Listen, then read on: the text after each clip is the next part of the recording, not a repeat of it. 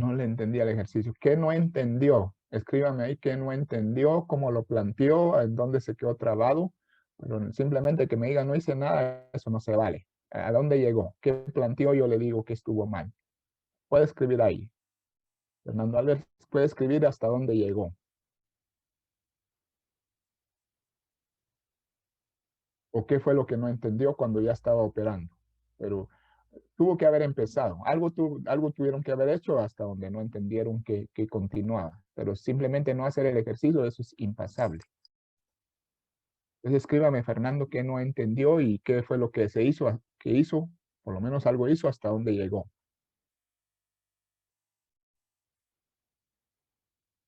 No acepto simplemente un no entendió el ejercicio. No entendió, pero algo hizo, aunque lo haya hecho mal. Estoy pendiente, Fernando, todavía. En lo que Fernando me escribe su respuesta ahí en el chat, le voy a preguntar a Eric Chang su respuesta al ejercicio 3. Cuando me dice simplemente no entendí, como que infiero que simplemente no lo hizo, lo ignoró. Porque falta que me diga, es que no entendí qué significaba 75 vueltas cuando estaba operando tal fórmula. Ahí sí. Pero no me gusta que no hagan los ejercicios, que se queden así como indolentes.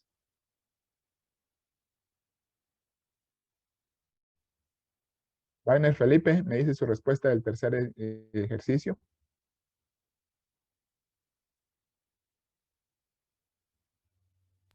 Del tercero, ¿verdad? Sí, por favor.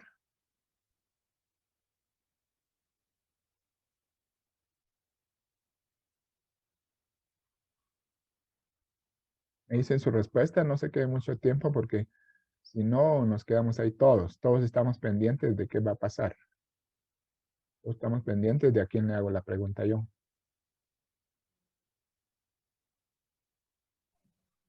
50 segundos. 50 segundos, explíqueme en breve qué hizo, por favor, ya que usted sí tiene respuesta.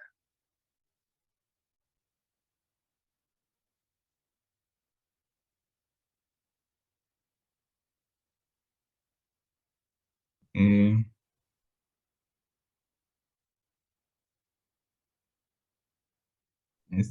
Vamos a ver, primero, convertía las revoluciones por minuto a revoluciones por y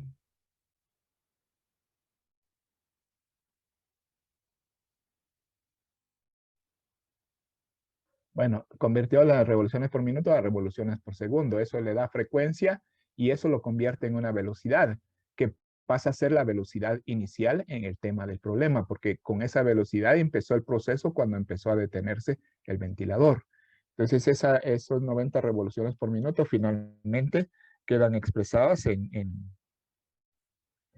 en radianes por segundo, ¿verdad? Y luego esa es la velocidad inicial.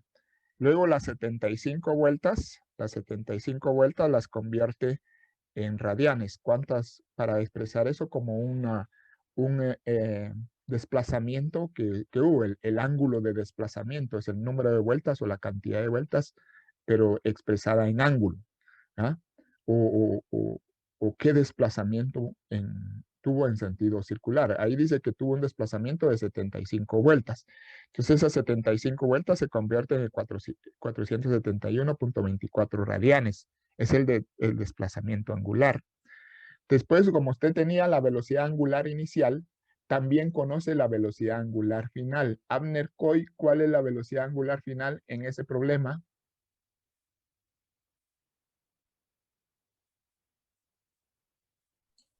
Ingeniero, es cero. Entonces, es cero, correcto. Es cero porque hasta que se detiene, ¿va? Hasta que se detiene por completo. Entonces su velocidad final es cero. Usted puede, de alguna manera, teniendo velocidad inicial, velocidad final y desplazamiento, que el desplazamiento, ya le dije, es convertir las 75 vueltas en radianes. Ese es el desplazamiento.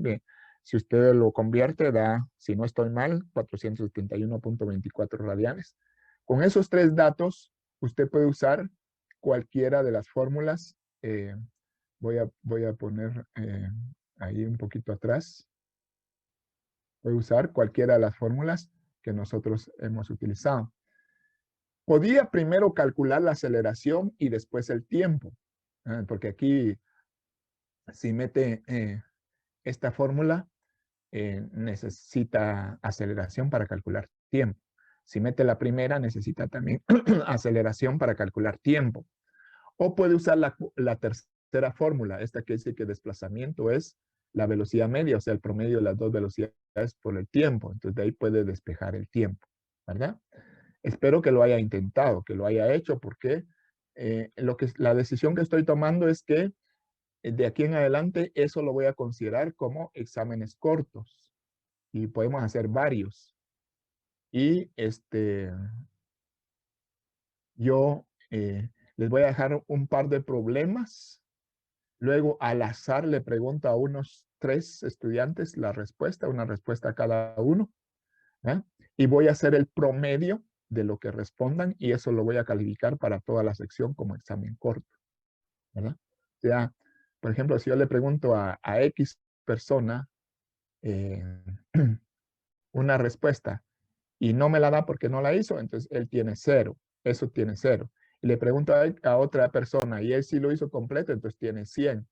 Entonces el promedio de los dos es 50 y 50 aplicaría a toda la sección. Entonces, mi objetivo ahí es forzarlos un poquito a que todos hagan los problemas, a que todos los hagan, para que podamos avanzar en eso. Bien, ¿alguna duda sobre esos problemas planteados? ¿Alguien que los haya tratado de resolver, haya tenido alguna duda en particular? Ingeniera, disculpe, yo con el problema 4, el que usted dictó, no lo pude terminar porque, o sea, no supe cómo plantearlo, pues. Ah, bueno, pero resulta que no lo tengo a mano porque ese lo decía, creo yo, un objeto que tenía un radio, que tenía movimiento circular con un radio de 38 centímetros. Ese era. Sí, o sea, es ingeniero. Tiene una velocidad tangencial de 2 metros por segundo y acelera hasta alcanzar una velocidad angular final de 13.16 radianes por segundo en 6 segundos. Encontrar aceleración angular y aceleración tangencial. No lo voy a resolver, pero le voy a dar una clave de cómo resolverlos. Resulta que las velocidades que nos están dando el problema son velocidades cruzadas, porque la velocidad inicial nos la está dando tangencial y la velocidad final nos la está dando angular. Entonces, ¿qué tenemos que hacer? Con la velocidad tangencial inicial, calculamos la velocidad angular inicial para que tengamos las dos de velocidad angular, ¿verdad? Y con velocidad angular final también calculamos la velocidad tangencial final. Es decir, la velocidad inicial que está en forma tangencial, la convertimos también en velocidad angular, para que tengamos la velocidad inicial tanto en forma angular como en forma tangencial. Y la velocidad final que está en forma angular, la convertimos también a velocidad tangencial, para que también tengamos tanto velocidad angular final como velocidad tangencial final. Es fácil convertirla porque usted tiene una fórmula y con el dato del radio. Entonces usted puede convertir de una velocidad a otra. Yo ya tendría tanto velocidad angular inicial como velocidad tangencial inicial. Ya tendría tanto velocidad angular final como velocidad tangencial final. Y con esos datos y el dato del tiempo, usted bien puede encontrar las dos aceleraciones, ¿verdad? Ya es muy fácil. Lo único que era, lo que yo quería ahí es que usando una velocidad usted encontrara la otra velocidad, tanto en el tema de velocidad inicial como en el tema de velocidad final. Con eso y el tiempo usted encuentra las dos aceleraciones que le pido, ¿verdad? Bueno, entonces ahora sí vamos a retomar lo que estábamos trabajando, el tema de estática. Vamos a poner la presentación ahí. Por favor, le llamo la atención a que hagan los problemas que se dejan. No se quede sin hacerlo y al otro día se conforme con decir es que no lo entendí. No lo entendió, pero yo le voy a preguntar qué planteó y aunque tenga error, a qué llegó, pero que lo haya hecho. Entonces, estábamos hablando de estática. Dentro de la estática estábamos hablando de los cuerpos en equilibrio, para recordar el tema de los cuerpos en equilibrio. Dentro de los cuerpos en equilibrio, estábamos diciendo que un cuerpo está en equilibrio cuando está en reposo, es decir, que no tiene movimiento, o cuando se está moviendo en línea recta y a velocidad constante.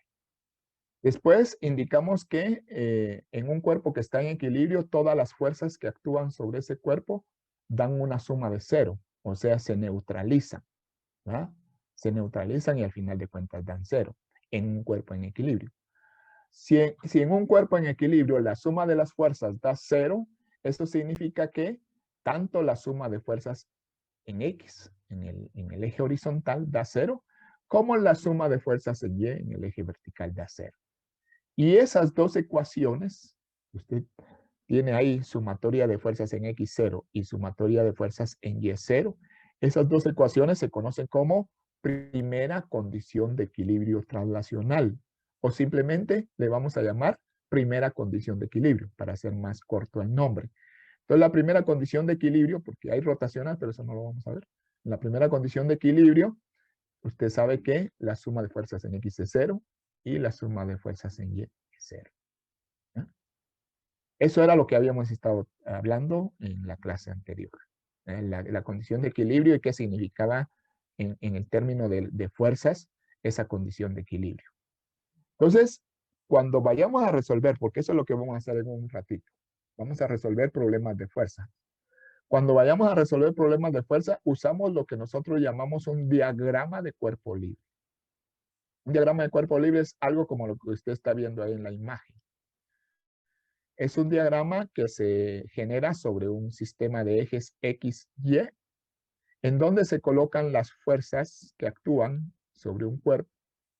Se colocan todas las fuerzas que actúan sobre un cuerpo derivadas de un punto. ¿Eh? Quitamos el cuerpo y solo colocamos el punto donde convergen todas las fuerzas. Y ahí trazamos las fuerzas como que si fueran vectores en forma de flechita, indicando su ángulo y su magnitud en el caso de que conozcamos la magnitud, ¿verdad? Entonces, a eso le llamamos un diagrama de cuerpo libre. Y eso lo vamos a usar para resolver problemas de fuerza. En el día de hoy vamos a ver una parte teórica al inicio para ir mostrando el procedimiento de solución de ejercicios ya cuando entremos en la parte práctica. Entonces, ¿cómo se realiza el procedimiento para resolver problemas usando diagramas de cuerpo libre? ¿Cuál sería el procedimiento que implica el uso de diagramas de cuerpo libre?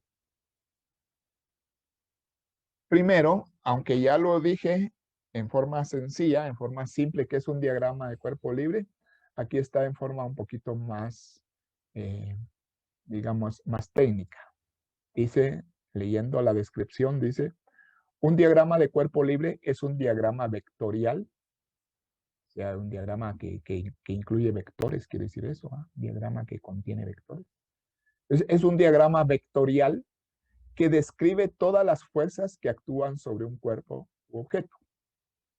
Es un diagrama que se genera sobre los ejes X y Y, donde se colocan las fuerzas como vectores, ¿verdad? Todas las fuerzas que actúan sobre un objeto. Es importante distinguir entre fuerzas de acción y reacción, porque usted sabe que no actúan sobre el mismo objeto. Para evitar confusiones, se recomienda escoger un punto sobre el cual actúan todas las fuerzas y dibujar dichas fuerzas en forma de vectores. Eso fue lo que le dije hace un momento. Aquí dibujamos, colocamos un punto donde actúan todas las fuerzas y ahí dibujamos las fuerzas como si se trataran de vectores sobre los ejes X y Y. Entonces, eso es lo que representa un diagrama de cuerpo libre, como decíamos. Ahora bien, ¿qué procedimiento se sigue para resolver problemas usando diagramas de cuerpo libre?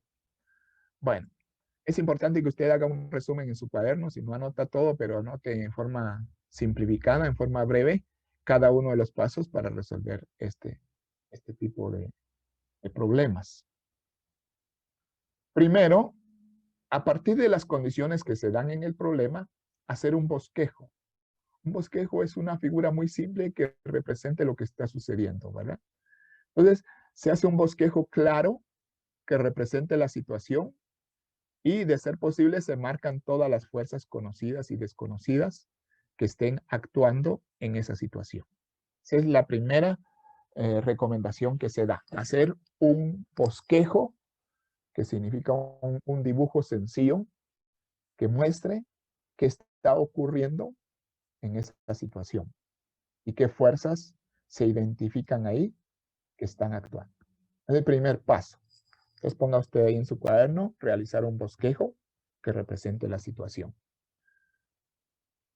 Bueno, luego que ya se ha hecho el bosquejo, entonces, si hubieran dos cuerpos actuando en la misma situación, se recomienda hacer el análisis separado para cada cuerpo. O sea, a veces la condición del problema implica que hay dos cuerpos y hay que encontrar las fuerzas en cada cuerpo. Entonces, se analiza primero uno de ellos y después otro. Siempre y cuando considerando que hay fuerzas que relacionan los dos cuerpos. Pero entonces hay que ver cómo actúa la fuerza en el cuerpo A y cómo actúa la fuerza en el cuerpo B, ¿verdad? Separando, aislando cada cuerpo de todo el sistema que se esté analizando. Entonces, paso número 2, anote ahí, analizar por separado cada cuerpo. Bien, ya que hemos hecho el bosquejo, ya que hemos identificado si hay dos o más cuerpos que se requieran analizar, entonces el paso número 3, hacer un diagrama de fuerzas. Lo que ya más o menos le indiqué. Lo vamos a aprender bien cómo se hace un diagrama de fuerzas en cada uno de los cuerpos que se haya identificado. Si es solo uno, pues solo un diagrama de fuerzas. Y si hay dos cuerpos, pues se hace un diagrama para cada cuerpo, ¿verdad? Las fuerzas deben representarse como vectores, es decir, como flechitas en el sistema de coordenadas XY. Le hace la flechita, observando el ángulo que tenga ese vector y, de ser posible, la magnitud, o sea, qué valor numérico tiene ese vector. Bueno, entonces se hace el diagrama de fuerzas, al que le llamamos nosotros diagrama de cuerpo libre. Ese sería el tercer paso, hacer diagrama de fuerzas. El paso número 4 es importante. Quiero que usted le ponga mucha atención porque no lo vamos a usar ahorita, pero sí lo vamos a usar más adelante. Y entonces yo le voy a decir, ¿se recuerda que le dije en el procedimiento tal cosa?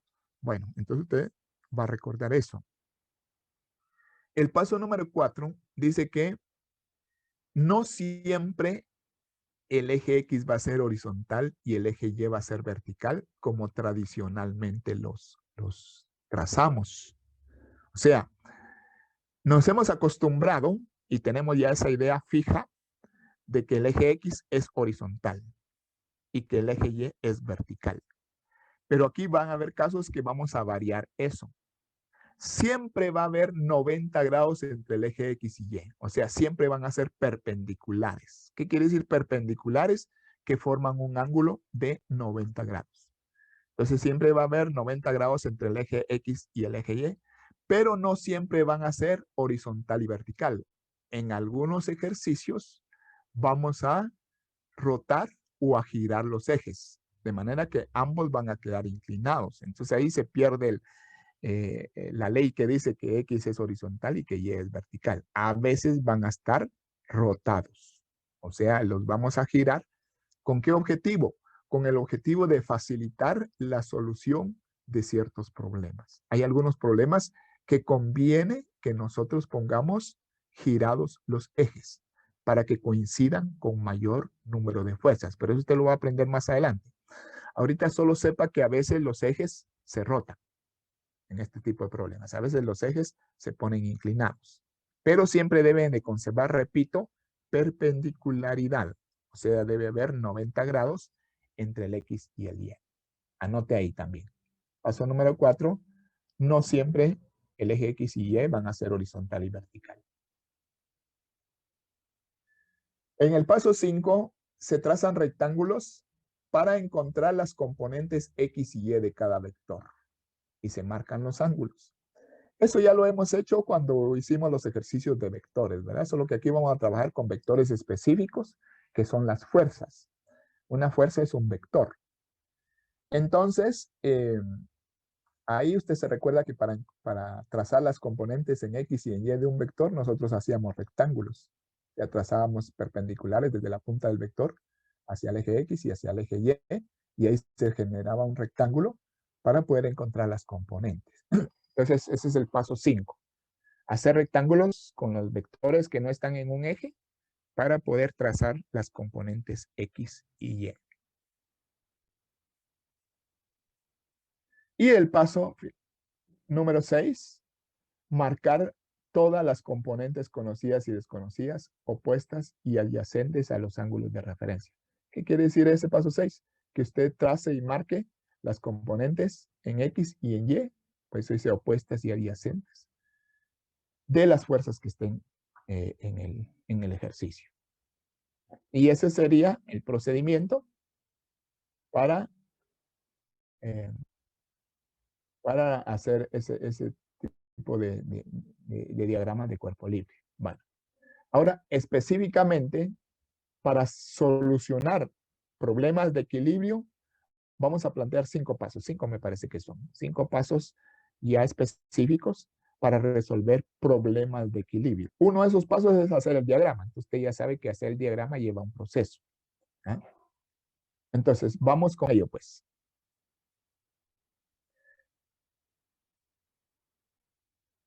Primero, o sea, antes de cualquier procedimiento, cuando hay un problema que involucre fuerzas en equilibrio, se recomienda plantear las ecuaciones que definen la primera condición de equilibrio.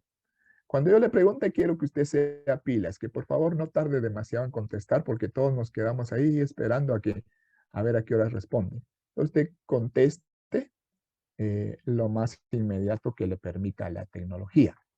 Bueno, ya sea por micrófono o por chat. Entonces, pregunta sencilla.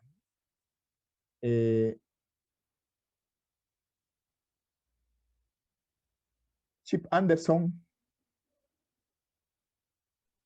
dice aquí, le voy a hacer una pregunta a Anderson. Fíjese que dice aquí que para la solución de este tipo de problemas se recomienda plantear inicialmente las ecuaciones que definen la primera condición de equilibrio. Ayúdame, dígame, ¿cuáles son esas ecuaciones que definen la primera condición de equilibrio que aquí dice que hay que plantear?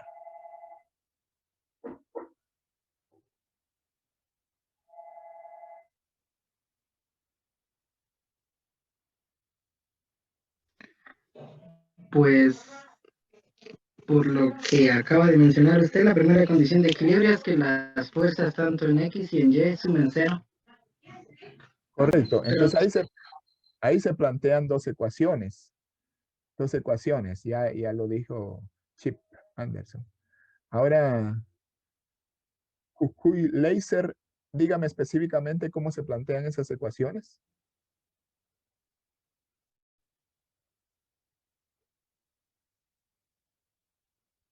Jujuy. Fijándose en No, qué no, pero lado. usted nárreme solo las ecuaciones. Dígame, la ecuación 1 dice raíz cuadrada de tal o suma de tal o... Sí, está bien. La suma de las fuerzas en X suman 0 o es igual a 0. La suma de fuerzas en Y es igual a 0. Correcto, eso era lo que quería que me dijera y eso es lo primero que se plantea. Las ecuaciones de la primera condición de equilibrio que dice que la suma de fuerzas en X es igual a 0 y que la suma de fuerzas en Y es igual a 0. Eso es cuando sabemos que hay un problema de equilibrio. ¿Cuánto sabemos que hay un problema de equilibrio? Cuando el objeto no se está moviendo o se está moviendo con velocidad constante. Entonces es un problema de equilibrio. ¿Sí? Para resolverlo, lo primero que tenemos que recordar es plantear estas dos ecuaciones. Lo que nos están indicando es que al sumar todas las fuerzas que están en X, el resultado va a ser 0. Y al sumar todas las fuerzas que están en Y, el resultado va a ser 0. A partir de esa condición, entonces se plantea el siguiente procedimiento. Número 1, se dibujan y marcan las condiciones del problema. O sea, es decir, se hace un bosquejo de qué está ocurriendo en ese problema para ayudar a que entendamos el problema, para ayudarnos a entender el problema. Número 2, hacer o trazar un diagrama de cuerpo libre. Ya dijimos en la diapositiva anterior, ya dijimos que era cómo se hacía el procedimiento para un diagrama de cuerpo libre. Ya que hemos hecho el diagrama de cuerpo libre, entonces se resuelven todas las fuerzas en sus componentes X y Y, aun cuando contengan factores desconocidos. Se recomienda usar una tabla de fuerza. Aquí voy a detenerme un poquito en este paso número 3. Dice que hay que resolver las fuerzas en sus componentes. ¿Qué quiere decir eso? Que cada una de las fuerzas que usted puso en el diagrama, hay que identificar cuál es su componente en X y cuál es su componente en Y. Algunas de las fuerzas, toda la fuerza va a estar en componente en X, si es una fuerza horizontal, o toda la fuerza va a estar en componente en Y, si es una fuerza vertical. Pero las que tienen un ángulo diferente, esas sí hay que hallar el valor del componente en X y el componente en Y. Luego, para eso se recomienda usar una tabla de fuerzas. Yo les voy a enseñar cómo se construye una tabla de fuerzas, ¿verdad?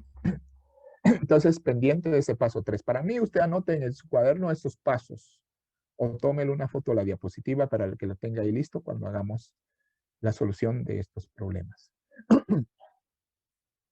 Entonces, en el paso número 4, usamos la primera condición de equilibrio, o sea, usamos esto que está aquí arriba. Usamos la primera condición de equilibrio para plantear dos ecuaciones en función de los términos desconocidos. Bueno, ¿qué quiere decir el paso número 4? Que usted lo que entiende aquí, cuando dice suma de fuerzas igual a X, suma de fuerzas en X igual 0, lo que entiende es que usted va a sumar todos los componentes de fuerzas que están en X y va a poner esa suma igual a 0. Y ahí va a resolver esa ecuación. Y va a poner también todas las fuerzas y componentes que actúen en Y, usted las suma algebraicamente y iguala el resultado a 0 para generar una ecuación y a partir de ahí encontrar los términos desconocidos. Eso sería el paso número 5, resolver algebraicamente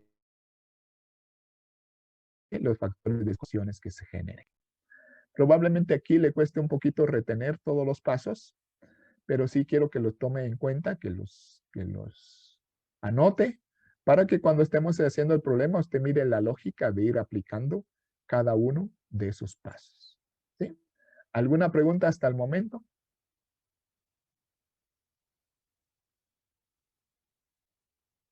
¿Una pregunta? Bueno, ahorita estamos en la parte teórica, la parte de fundamento del tema de los ejercicios. Pero si hubiera algo que aclarar, pues con mucho gusto yo le respondo. Bueno, entonces ya tomó nota de estos 5 pasos para resolver problemas de equilibrio.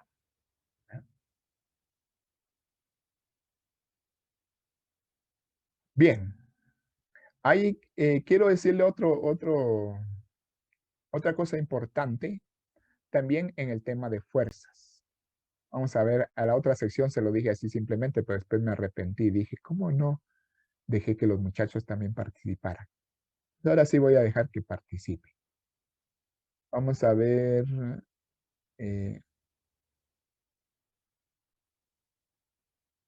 Jonathan Fuentes me dice, por favor, ¿cuál es la unidad de medida para el tema de las fuerzas? ¿En qué unidades dimensionales se miden las fuerzas?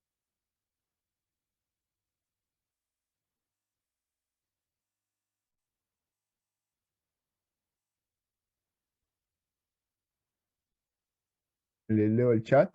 Dice yo, bueno, no fue Jonathan, yo pensé que era Jonathan. Dice Estuardo M. Está respondiendo ahí, pero vamos a ver que conteste Jonathan.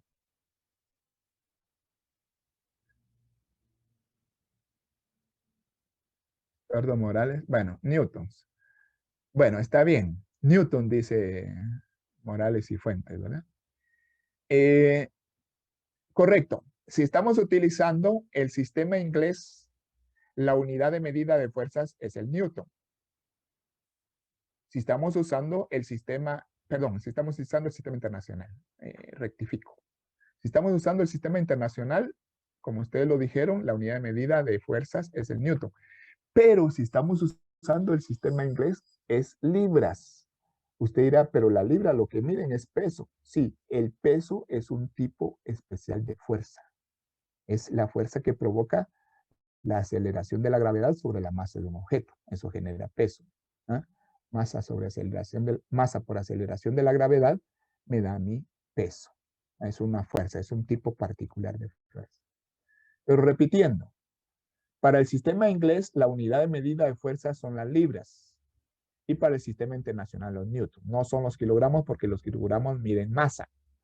Entonces, usted ha de saber que una fuerza, la definición según Newton, según Isaac Newton, la definición de fuerza, iba a ser el producto de la masa de un cuerpo por la aceleración. ¿Ah? Entonces, masa por aceleración es fuerza.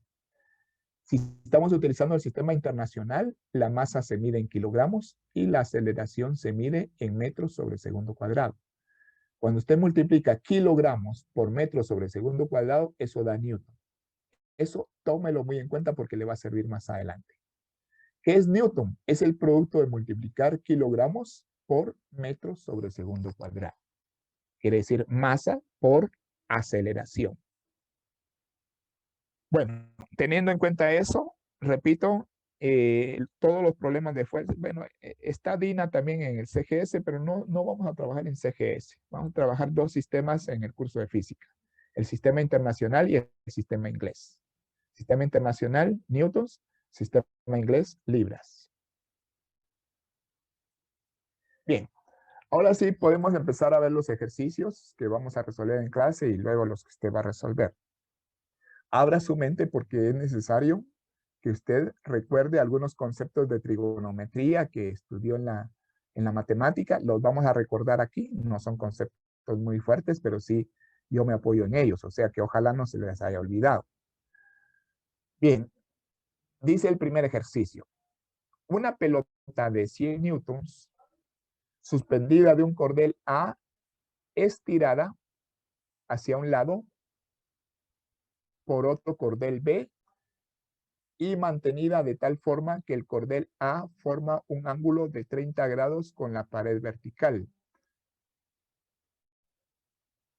Hay que encontrar las fuerzas en A y B. ¿Sí? Bueno. Entonces, entendamos el problema. Luego le voy a mostrar una figura donde está representado. Pero un poquito le explico el problema antes de mostrarle la figura donde está representada esa situación. Dice que hay una pelota que tiene un peso de 100 newtons. Recuerden que los newtons son fuerza y ahí lo que nos están dando es el peso de la pelota. Una pelota de 100 newtons está suspendida. Suspendida quiere decir que no se está moviendo. Y si no se está moviendo, quiere decir que está en equilibrio. Está suspendida de un cordel A. Un cordel es una pita, una cuerda, como usted quiera llamarle. Entonces, está suspendida de un cordel A, asoma que de una pared, y es tirada hacia un lado por otro cordel B y mantenida de tal forma que el cordel A forma un ángulo de 30 grados con la pared vertical. O sea que hay un cordel de donde está sostenida la pelota, que es el cordel A, pero hay otro cordel, que es el cordel B, que tira. Ahí donde dice tirada no es lanzada, sino jalada. Cuando yo digo tirada aquí, no es de lanzar algo, sino que es de jalar algo. Por eso dicen caballos de tiro, caballos que jalan. ¿va? Entonces, ahí me estoy refiriendo al término jalar. Alar o jalar. Eso es una tensión que se genera cuando se jala algo. Bien. Entonces, se forma un ángulo con la pared vertical. Para entender el problema, le voy a mostrar la figura que lo representa. Aquí está.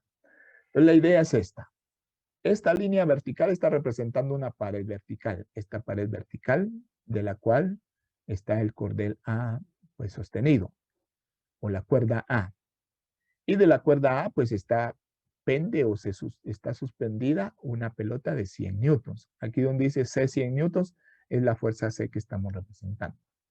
Entonces este es el cordel A. Pero hay otro cordel B O sea, otra cuerda que lo que hace es jalar, por eso dice, es tirada, jalar a un lado. Si yo estoy aquí está la pared, yo estoy separando de la pared ese cordel, jalándolo o tirándolo con un cordel B.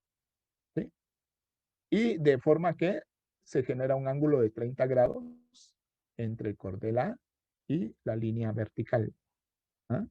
Un ángulo de 30 grados.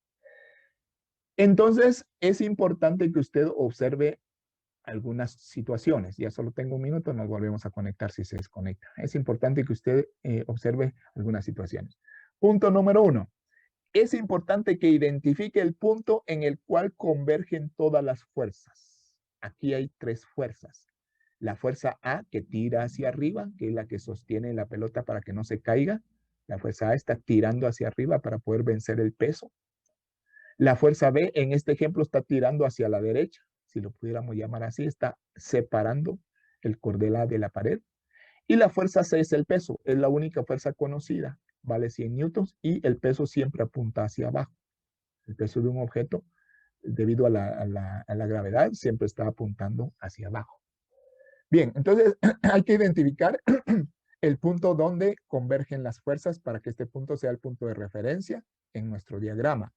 Y luego identificar cuántas fuerzas actúan. Aquí claramente actúan 3 fuerzas. La fuerza A, el cordel que tira hacia arriba, que impide que la pelota se caiga. La fuerza